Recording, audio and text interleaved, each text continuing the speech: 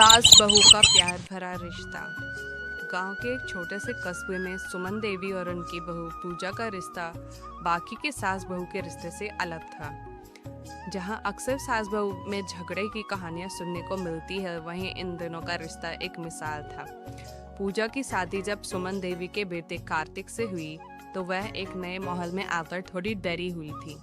सुमन देवी को भी यह चिंता थी कि क्या उनकी बहू परिवार की परंपराओं को निभा पाएगी।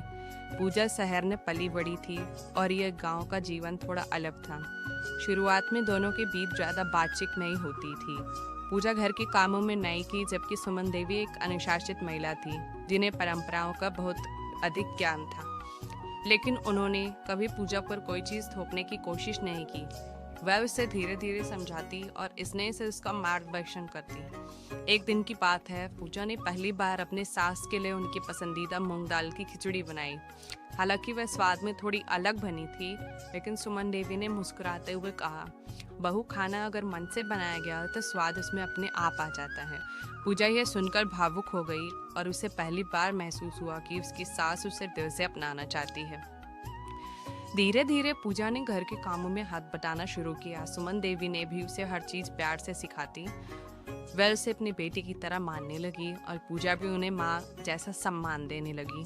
एक दिन कार्तिक का एक्सीडेंट हो गया। पूरा घर चिंता में डूब गया। अस्पताल में डॉक्टरों ने कहा कि उन्हें कुछ दिन निगरानी में रखना होगा। इस मुश्किल की घड़ी में सुमन देवी और पूजा एक दूसरे का सहारा बनी। पूजा पूरे समय कार्तिक के पास रहती तो सुमन देवी घर के बाकी काम संभालती। इस दौरान दोनों के बीच का प्यार और गहरा हो गया। पूजा ने महसूस किया कि उसकी सास ने हमेशा उसे बेटी की तरह ही माना। वहीं सुमन देवी को भी यह एहसास हुआ कि बहू सिर्फ बहू नहीं होती, बल्कि वह भी एक बेटी की तरह होती है। जब कार्तिक स्वस्थ होकर घर लौटा तो उसने अपनी माँ और पत्नी के रिश्ते को और मजबूत होते देखा। जब पूजा और सुमन देवी न सिर्फ सास बहू थी, बल्कि सबसे अच्छी दोस्त भी बन गई थी। वह साथ में रसोई में काम करती, त्योहारों की तैयारियां करती और रात में बातें करती व हंसती बतियाती। एक दिन पड़ोस की एक महिला ने सुमन देवी से कहा, तुम्हारी बहू तो तुम्हारी बेटी जैसी हो गई है। इस पर सुमन देवी ने मुस्कुराते हुए कहा, नहीं, बहू भी बेटी ही होती है, बस इसे अपनाने में देरी नहीं करनी चाहिए। निष्कर्ष, सास और बहू का रिश्ता प्यार, समझदारी और धैर्य से निभाया जाए तो वह भी एक माँ बेटी जैसा बन सकता है। जरूरी यह है कि दोनों एक दूसरे को समझने की कोशिश करें और अपनापन बनाए रखें। सुमन देवी और पूजा की यह कहानी ये साबित करती है कि अगर दिल से सच्चा प्यार हो तो सास बहू भी माँ बेटी से बढ़कर हो सकती हैं। अगर आपको ये कहानी पसंद आई तो हमारे YouTube चैनल को सब्सक्राइब करें, वीडियो को लाइक करें, शेयर करें और कमेंट करें। धन्यवाद। सास बहू की मिसाल। छोटे से शहर के एक मोहल्ले में सुमित्रा देवी अपने बेटे रोहित और बहू नेहा के साथ रहती थी। सुमित्रा देवी पुराने ख्यालों की नहीं, बल्कि समझदार और खुले विचारों वाली महिला थी। लेकिन जब नेहा इस घर की बहू बनकर आई तो कुछ बातें ऐसी हुई जिससे सास बहू के रिश्ते में दूरियां आने लगी। नेहा एक मल्टीनेशनल कंपनी में काम करती थी और शादी के बाद भी अपने करियर को जारी रखना चाहती थी। लेकिन जब वह ऑफिस से थकी हारी घर लौटती तो मोहल्ले की औरतें ताने मारती, अरे बहू, तुम्हारी सास तो बहुत अच्छी है, नहीं तो अब तक कह देती कि घर संभालो। नेहा को ऐसा लगने लगा कि शायद सुमित्रा देवी को भी यह सब पसंद नहीं आ रहा होगा, लेकिन वो खुलकर कुछ कह नहीं रही थी। उधर सुमित्रा देवी ने देखा कि नेहा उनसे ज्यादा बातें नहीं करती, तो उन्हें भी लगा कि शायद उनकी बहू उनसे दूर रहना चाहती है। धीरे धीरे ये छोटी छोटी गलतफहमियां बड़ी होती गईं। एक दिन नेहा की माँ बीमार हो गई और उसे अचानक मायके जाना पड़ा। घर का पूरा काम सुमित्रा देवी पर आ गया। वह हमेशा से आत्मनिर्भर थी, लेकिन अब उम्र हो जाने के कारण जल्दी थक जाती थी। नेहा जब 2 दिन बाद वापस लौटी तो उसने देखा कि उसकी सास बहुत थकी हुई लग रही थी। उसने प्यार से पूछा, माँ, आप ठीक है? मैंने देखा कि आपने सारा काम अकेले संभाला। सुमित्रा देवी ने हल्की मुस्कान के साथ कहा, हाँ बेटा, लेकिन मैं समझ गई कि काम कितना मुश्किल होता है। मैं सोच रही थी कि तुम ऑफिस से आकर इतना थक जाती होगी और फिर भी लोगों की बातें सुननी पड़ती हैं। ये सुनकर नेहा की आंखों में आंसू आ गए। उसने शर्मिंदा होकर कहा, माँ, मैं भी आपको गलत समझ रही थी। मुझे लगा कि आपको अच्छा नहीं लगता कि मैं नौकरी करती हूँ, इसलिए मैंने आपसे खुलकर कभी बात नहीं की। सुमित्रा देवी ने प्यार से उसका सिर सहलाया और कहा, बेटा, मैं हमेशा चाहती थी कि तुम अपने सपनों को पूरा करो। अगर तुम खुश रहोगी तभी यह घर भी खुशहाल रहेगा। उस दिन के बाद से सास बहू के बीच का रिश्ता बदल गया। अब वे एक दूसरे से खुलकर बात करने लगी। सुमित्रा देवी ने घर के कामों में नेहा का साथ देना शुरू किया और नेहा भी वीकेंड पर अपनी सास के साथ समय बिताने लगी।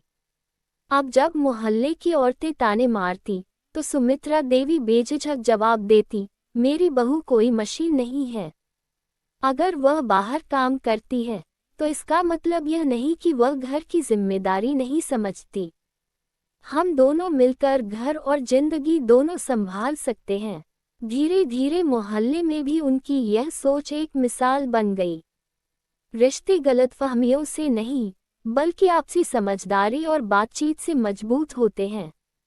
सास बहू का रिश्ता अगर एक दूसरे को समझने और सपोर्ट करने वाला हो तो वह दुनिया का सबसे खूबसूरत रिश्ता बन सकता है।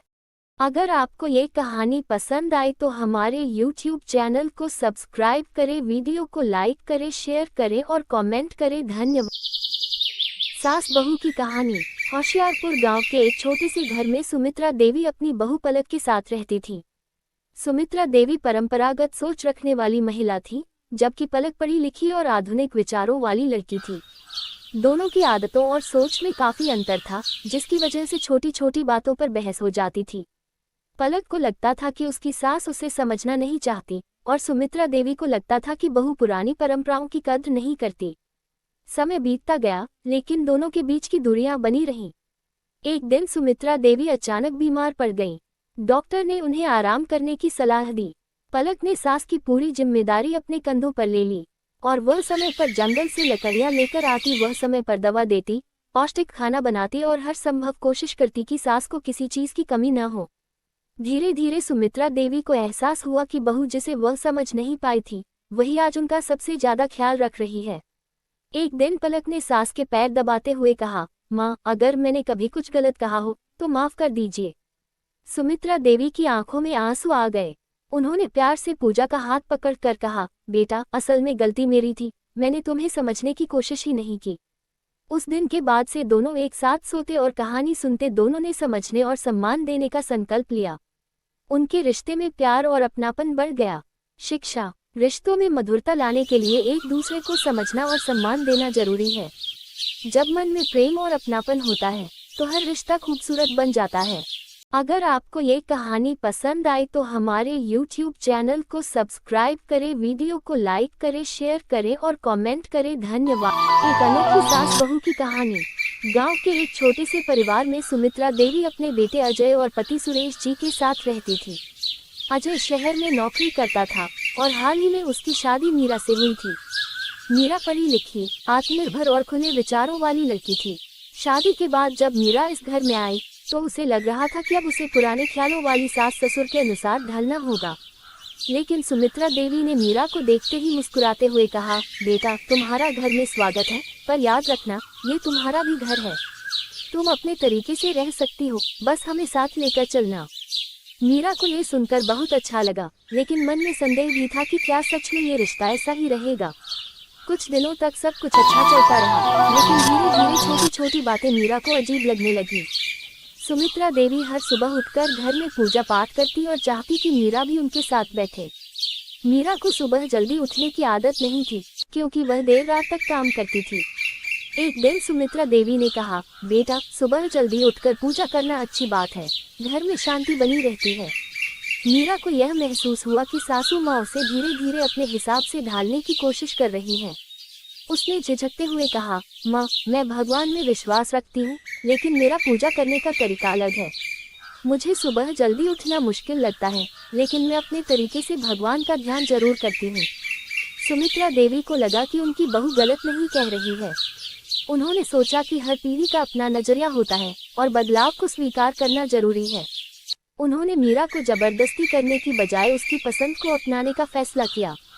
धीरे धीरे सुमित्रा देवी और मीरा के बीच रिश्ता और मजबूत होता गया। मीरा जब ऑफिस के काम में व्यस्त होती तो सुमित्रा देवी उसका ख्याल रखती। दूसरी ओर मीरा भी घर के छोटे छोटे कामों में हाथ बटाने लगी। एक दिन गांव की कुछ औरतें आईं और सुमित्रा देवी से कहने लगी, आजकल की बहुएं बहुत तेज हो गई हैं, सास ससुर की इज्जत नहीं करती।